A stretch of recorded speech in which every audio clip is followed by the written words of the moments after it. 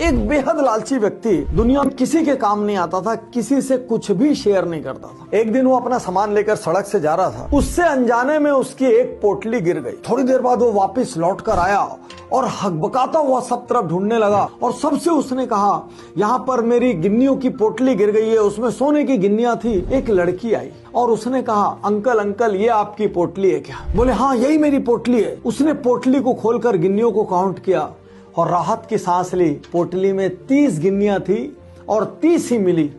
लेकिन अचानक उसके मन में लालच आ गया। उसने कहा इस पोटली में 40 गिन्नियां थी। उसको पक्का था कि मैं यदि दबाव बनाऊंगा तो इस लड़की का पिता मेरे को 10 गिन्नियां देगा। लालच ने उसको अंधा कर दिया। उसने बोला यदि तुम मुझे 10 गिन्नियां और नहीं देते हो तो मैं तुम्हारी शिकायत कोर्ट में करूंगा। ये लोग हैरान परेशान, इन्होंने तो पूरी ईमानदारी दिखाई, ईमानदारी का इनाम मिलने की जगह उनको दंड मिल रहा है। मामला कोर्ट में चला गया। जज समझदार था। जज भाप गया कि माजरा क्या है। जज ने उस कंजूस साहूकार से पूछा, ये बताओ तुम्हारी पोटली में कितनी गिन्नियां थी? उसने कहा कि साहब मेरी पोटली में 40 गिन्नियां थी। बोले इस लड़की ने जो तुमको पोटली दी उसमें कितनी गिन्नियां थी? बोले इसमें 30 गिन्नियां थी और साहब इसने 10 गिन्नियां चोरी की है।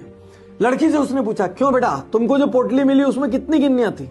लड़की ने मासूमियत से जवाब दिया, सर उसमें तो 30 ही थी। उसने आदेश सुनाया, 30 गिन्नियों वाली पोटली वापिस लड़की को दे दी जाए। साहूकार हक्का बक्का। इसने कहा क्यों? बोले मुझे लगता है कि वो 30 गिन्नी वाली पोटली किसी और की थी। जब वो व्यक्ति ढूंढता हुआ आएगा तो ये लड़की उसको दे देगी। तुम्हारी 40 गिन्नियां खोने की रिपोर्ट थाने में दर्ज करा दो। जिस दिन मिलेगी वो तुमको वापस दे दी जाएगी। और ये हैरान परेशान। इसने कहा नहीं नहीं साहब, नहीं मैं माफी चाहता हूं, मेरे में 30 ही गिन्नी थी। बोले नहीं, अब तो मामला नहीं पलट सकता। तुमने कहा था 40 है, 30 की तो लड़की के पास जाएगी। लालच।